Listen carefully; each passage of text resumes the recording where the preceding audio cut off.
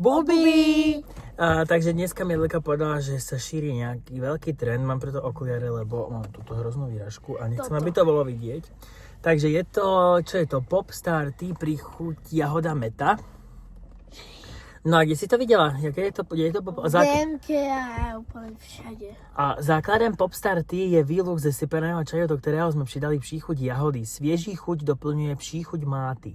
Jedná sa o produkt, ktorý je vhodný také pro vegány. Týmto pozdravujem našu kamošku vegetariánku Rád. Cool. Pro ten nejlepší zážitek doporučujeme vychutnať si Popstar Tea ledově vychlazený. On je taký ešte trošku studený, nie je úplne že studený. A tenhle čaj je opravdový kalín. Podílejte sa na vyvážení chute a dizajnu jedinečného obalu lahev, použijte znova a napuste si do ní třeba vodu. Poté patří do třídeného odpadu. Takže ja si to premiešam. Ešte medzi tým môžeš ukázať náramky, ako sme si kúpili. Tu je. Ty máš best a ja mám friends.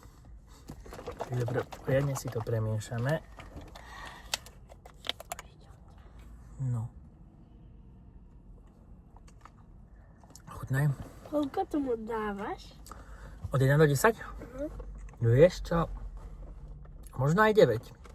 Je to také podobné ako zelený čaj, ten Lipton. Ja som si myslel, že to bude nejaké smoothie alebo niečo s mliekom. Dobre to je. 9. 9 z 10, no tak. Takže keď si prejete vidieť ďalšie video, v ktorom chutnáme niečo iné, podporte nás lajkom a stay rich.